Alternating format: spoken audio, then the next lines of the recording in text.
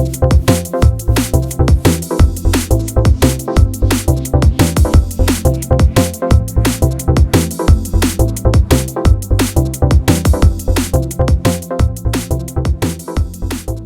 again, everyone. Welcome back to SFF180. Thomas here, your host as always. And yes, I'm still here. I know we haven't seen each other in far too long, and it is time for that to change.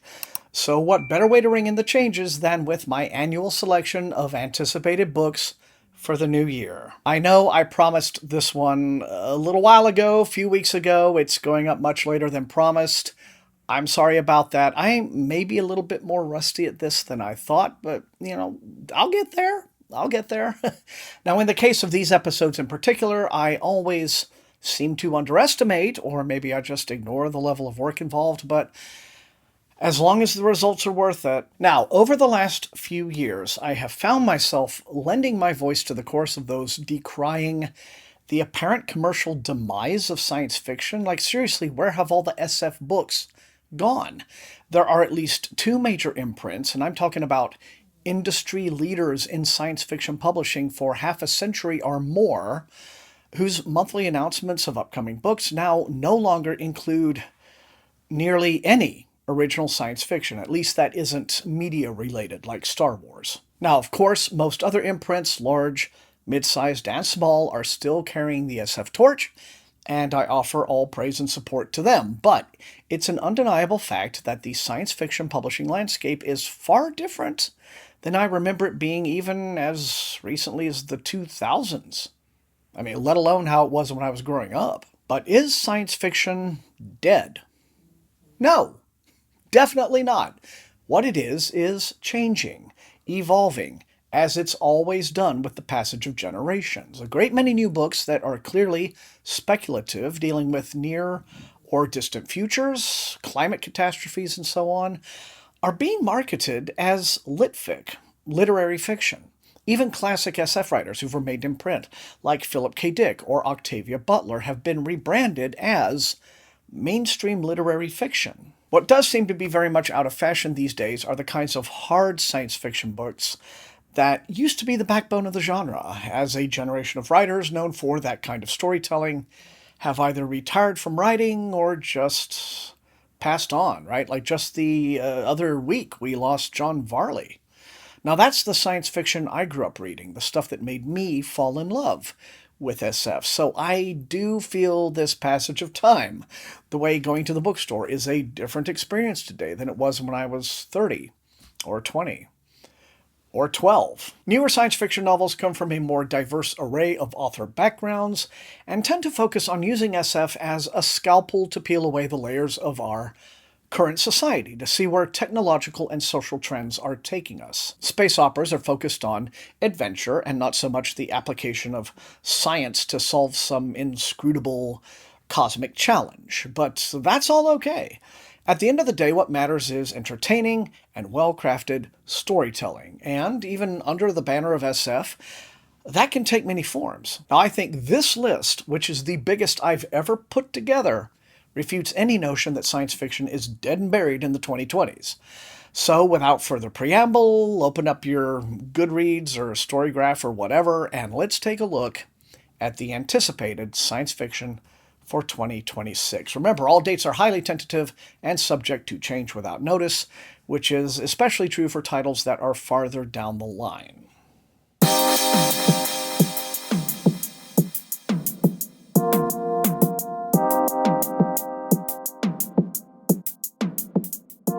We begin our journey on January 13th with Detour by Rob Hart, author of The Warehouse, and Jeff Rake, creator of the Netflix series Manifest. Now, in this one, the crew of an unsuccessful mission to Titan returns home to discover that the world they left isn't quite the same as they remember it. Now, it sounds a bit like Dark Matter by way of Andy Weir, but it could be a very entertaining popcorn read. On the 20th, Angry Robot releases A Hole in the Sky from space opera superstar Peter F. Hamilton. And this one's got an unusual history. It originally came out in 2021 as an audiobook original, but now we're getting the prose version. And judging by the fact that the protagonist is a teenager, It's probably a bit more YA adjacent than we are used to seeing from Peter, but hey, it's the first book in a Generation Ship trilogy. Yay, so that's awesome. Angry Robot will be releasing all 3 books next year, with the sequels in June and December. Now, it seems unbelievable that January will be bringing us new books by 2 of the top space opera writers in the field, back to back, but the following week, on January 27th, Orbit releases Alistair Reynolds' Halcyon Years. Now, in this future noir murder mystery, a private investigator named Yuri Gagarin is hired to look into the death of an elite passenger aboard the starship Halcyon. February 3rd is a busy day with 3 titles of interest. First, Tor.com releases a new novella by Ian MacDonald, author of the Luna trilogy and such acclaimed books as The Dervish House. Boy with Accidental Dinosaur is a coming-of-age sci-fi western about a young man who wants nothing more than to be a star buckaroo in the dinosaur rodeo. But his life takes a turn when he frees a dino from an abusive owner and braves the roving gangs of the formerly American West to bring it to safety.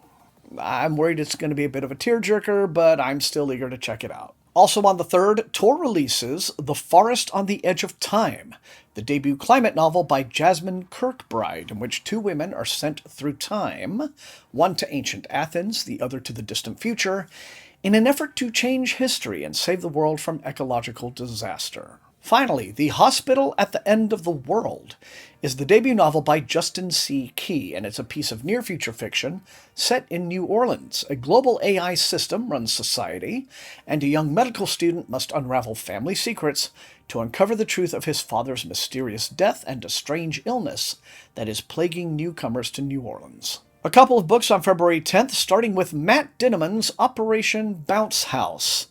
Okay, now I haven't yet decided if I'm on board with the current craze for Dungeon Crawler Carl. I will let you know eventually. But this standalone novel sounds like it throws a wide satirical net, taking on colonialism, war, capitalism, and gamer culture all at once. When Earth's government decides to evict a colony on the distant world of New Sonora, it contracts with a megacorporation, which in turn decides to monetize the action, creating a video game that players pay a premium to join, presumably unaware they're designing weapons and war machines to be used against actual colonists. It could be an interesting revisionist take on Ender's Game. Also on the 10th, from a slightly more literary end of the spectrum, World's Edge by James Sallis is described as a mosaic novel, weaving together 5 stories set in a near-future, post-collapse United States as people try to pick up the pieces of a broken nation and try to forge a new future. Sounds pretty heavy, but I expect some good character work. Now, James Sallis is also the author of a book called Drive, which was turned into a movie with Ryan Gosling. On the 12th, a book that I think is only slated for a UK release so far, Lost Protocol, is the new SF thriller from veteran author Paul McCauley.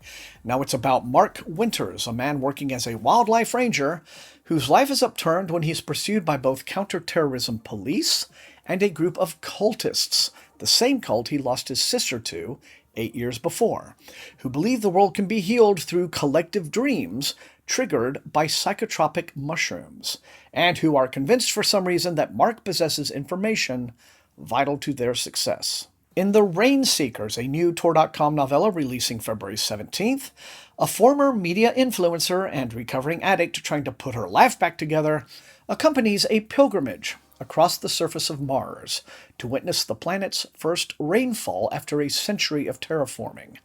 Now, what they discover, both in their stories and their journey, will be more incredible than they could have ever imagined.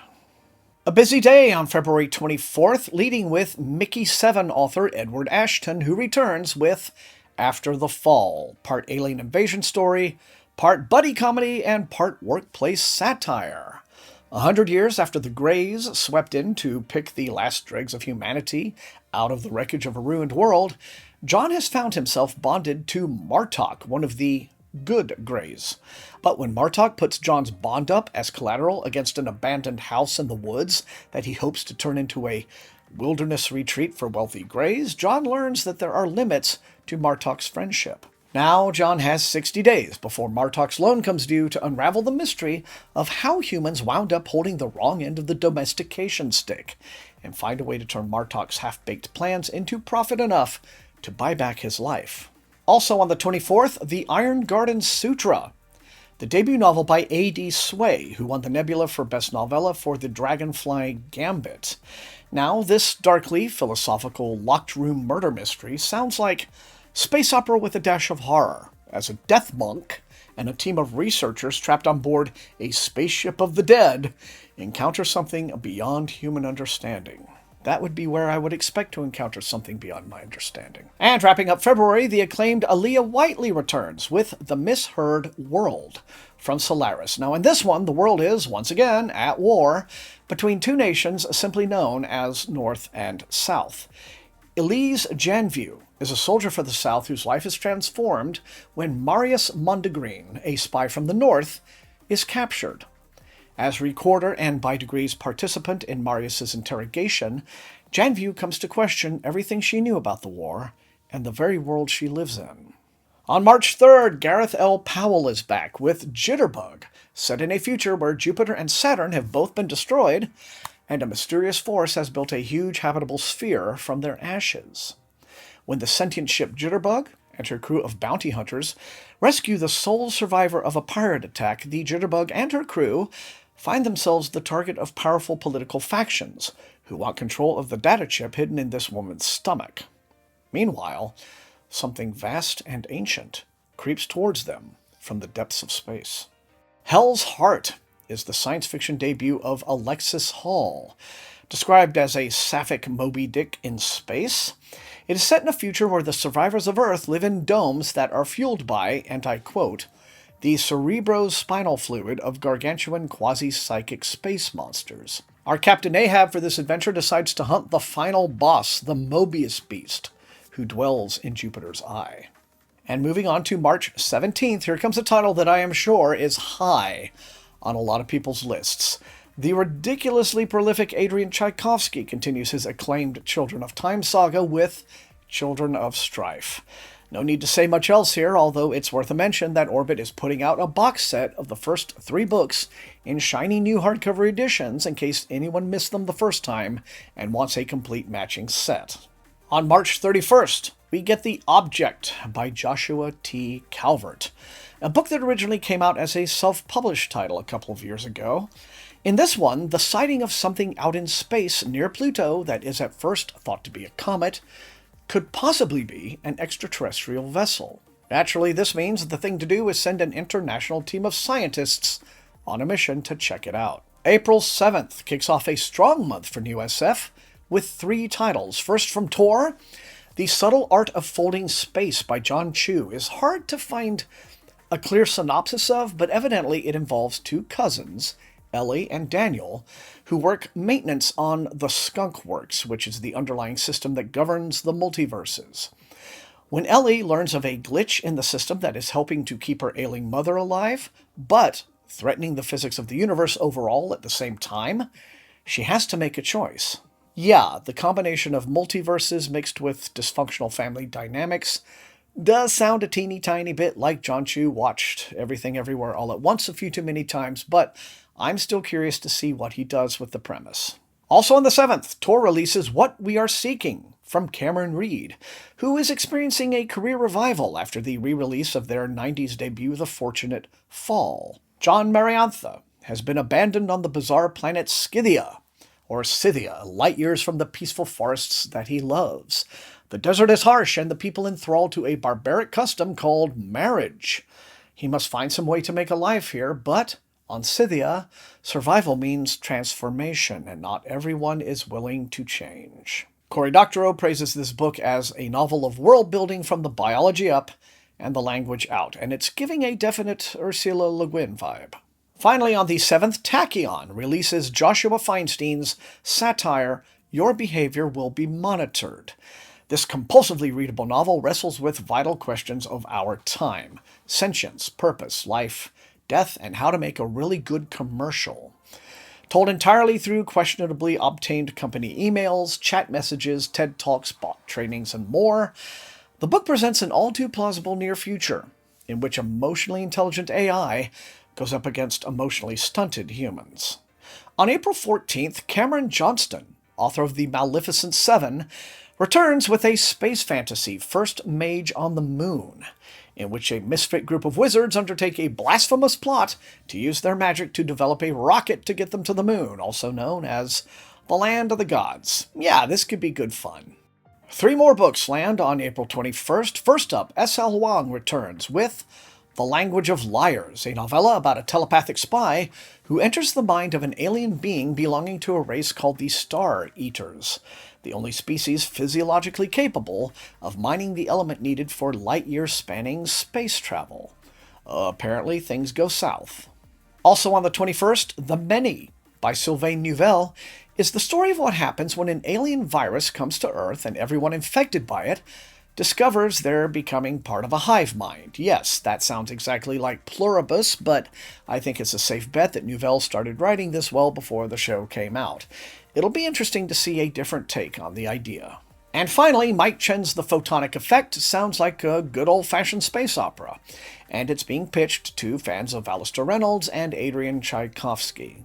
The crew of a spacecraft trapped for 10 years in a region of deep space return to find civil war has broken out among their home worlds. The resolution may lie with the energy source that kept them trapped for so long, but that would mean returning to the region of space they just escaped. Moving on to the 28th, and another crowded day. First up is one that I am cautiously optimistic for. Suzanne Palmer's Ode to the Half-Broken is the story of a robot and its cyborg dog companion, set 40 years after a civilization-ending war that must come to terms with its past when it's attacked and one of its legs stolen.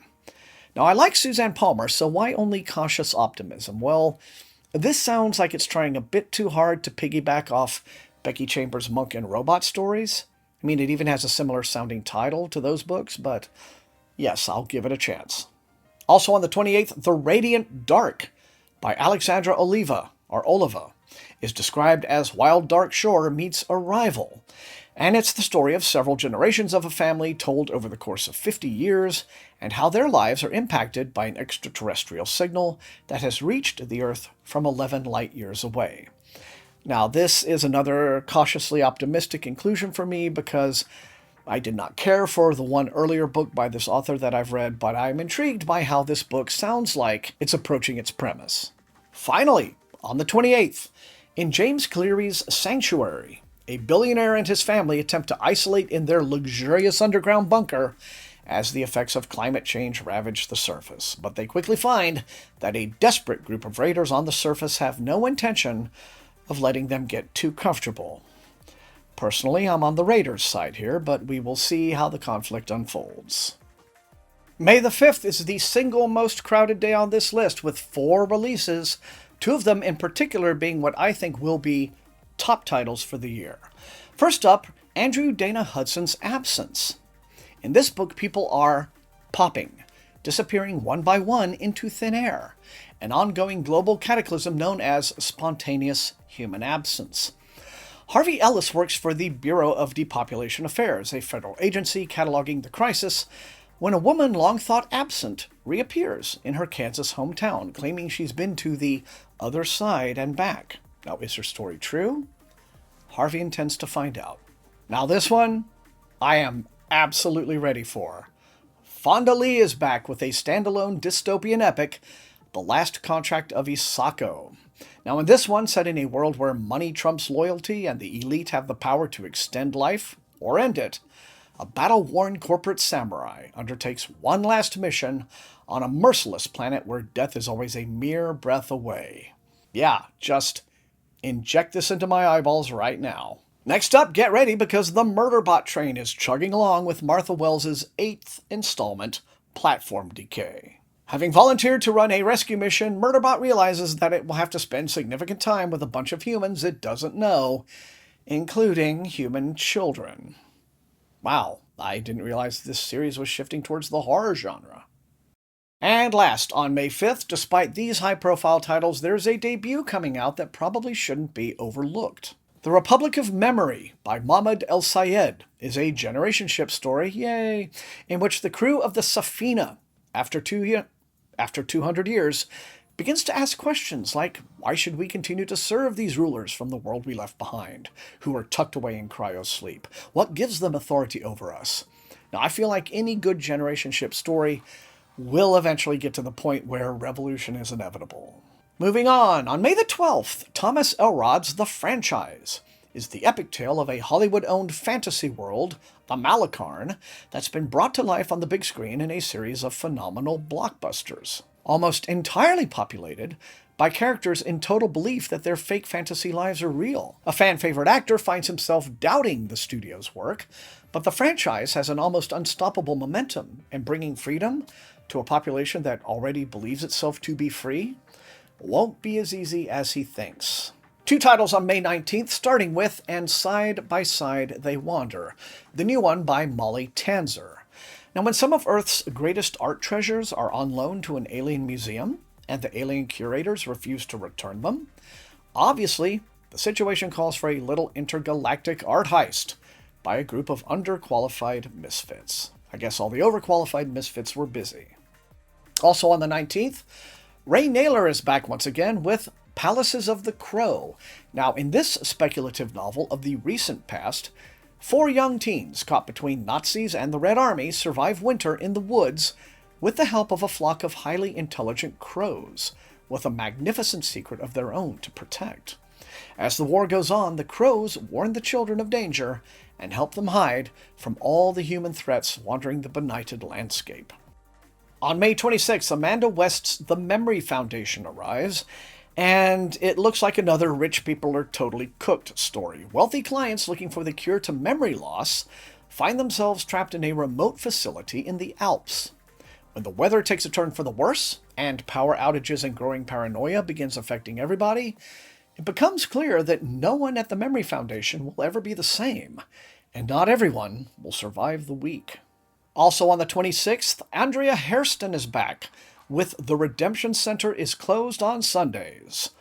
All I'll say about this is that it's an extra-dimensional murder mystery, and the main character is a detective who's also a dog. When I read this, I'm just going to imagine that the dog talks like Benoit Blanc, because I feel like that is the necessary vibe here. Moving into June, on June the 2nd, Isabel J. Kim releases Sublimation, set in a future where anyone who immigrates to another country has to leave a copy of themselves behind. Some copies stay in touch with their originals, but not all. When Rose Kang, the copy of So-young, a young woman who moved to Korea, is contacted by So-young about her grandfather's funeral, Rose has no idea So-young plans to steal her body and her life. 2 on June the 9th, starting with Naomi Kritzer's distressingly relevant dystopia, Obstetrics, about an obstetrician who is kidnapped to help deliver babies for a fundamentalist cult that has no doctor. She knows she must escape and bring help to the girls trapped at the compound if it's the last thing she does. Also on the 9th, Joseph Eckert's The Traveler is the story of a man who unexpectedly finds himself, every morning at exactly 7:52 a.m., involuntarily jumping forward in time in intervals that double in each instance. So first he jumps forward 1 day, and then 2, and then 4, 8, and so on, until weeks and years are flying by. And all the while, his son, who is surpassing him in age, is working to become a leading scholar in quantum physics, all to hopefully stop what's happening to his father. Moving on to June 23rd now. 1 book a year from the ridiculously prolific Adrian Tchaikovsky is an absurd thought. So here he is again, back with Green City Wars, a noirish adventure described as Philip Marlowe meets Redwall, in which all the characters are animals. And I will say, getting 2 books in a year starring animal detectives would not have been on any bingo card I ever would have drawn up. Our hero this time is Scotch, a raccoon PI on the hunt for a missing mouse in possession of a mysterious MacGuffin. Missing mouse with a mysterious MacGuffin. I like that, mysterious MacGuffin. That's cool. Also on the 23rd, Saga releases The Sixth Nick, the first SF novel from noteworthy horror author Daniel Kraus, described as a hybrid of Ender's Game and the Alien franchise. The full synopsis sounds totally unhinged, but here is the short version. The book centers on a 9-year-old cultist with a brain enhanced by arcane technology who boards an organic sentient spacecraft that might be pregnant in order to find information about a plague-ridden rogue planet. While we're on the subject of horror writers pivoting in a science-fictional direction, June 30th brings us the new novel by Paul Tremblay. In the brilliantly titled Dead But Dreaming of Electric Sheep, an online gamer is contacted by her mother, a tech executive, who wants her to chaperone a man in a vegetative state who happens to have proprietary AI in his head from one end of the country to the other. And by chaperone, I mean she literally uses a controller to move him around like a game character. At least that's the impression I got from the synopsis. Meanwhile, we get his perspective as he tries to remember who he is and what's happened to him. July 14th brings us a new novel by Temi O from Saga Press. Not With a Bang is described as Station 11 meets Leave the World Behind, in a family drama, at the end of the world, about a crumbling household's attempts to find their way back to each other amidst an extinction-level event. Moving into August, Richard Swan, author of the Empire of the Wolf trilogy, launches a new epic science fiction saga. The Infinite State is a thrilling tale of survival and an eviscerating examination of totalitarianism. It begins at a flashpoint in the lives of a widowed party member, a disgraced investigator, and a hypersled pilot, entangled in a plot to escape the suffocating authority of the fascist, galaxy-spanning Decurion Empire. Getting down to the last three, and speaking of Station 11, September 17th sees the release of Emily St. John Mandel's new novel, Exit Party. Her latest elegy for humanity is set following the collapse of the United States, which she dates to 2031. Our heroine Ari is attending a party in LA which is suddenly beset with strange occurrences, including the host vanishing into thin air. As Ari tries to unravel the mystery, the story takes us from a future America splintered by civil war to the seaside cliffs of Greece, where weapons dealers hide in an elegant resort, and from the domed city of Paris to a colony on the moon. On October the 6th, Annalee Newitz returns with A Wall is Also a Road, the story of an alien student in biology named Garden Path who happens to be a slime mold, who desperately wants to pass their exams with the highest honor possible, a prize given to scholars who discover something truly novel in the universe. Their journey brings them to Earth, to an ancient city named Pompeii. I know a lot of readers don't care for Newitz's work when they're in a whimsical mood, but I have personally enjoyed their sense of humor before, so I'm anticipating a good time here. And finally, we've made it to the end of the list. Adam Roberts is always an interesting writer, and his next book, Frankenstein Rex, takes the anti-Guillermo del Toro approach to Mary Shelley's creation. Bigger and stronger and superior to regular men, and effectively immortal, the creature in this story becomes a tyrant who first conquers Europe and then the world. But as generations pass, the creature realizes he is very mortal after all, and desperately attempts to create himself an heir. Roberts examines the nature of power and the way people will cozy up to evil in order to save themselves, rather than take a bold stand. Now, Adam Roberts has told me there is a possibility this one might be pushed to January 2027, but I'm going to go ahead and include it here. And there it is, my huge and exhaustive list of anticipated science fiction in 2026. And this is only the first of 3 videos. Anyway, it is so good to be back with my SFF180 family, and if you enjoyed watching, please hit that like button, share the video with all of your SFF reading friends far and wide, and above all, please subscribe if you have not done so. That is what helps the channel to grow.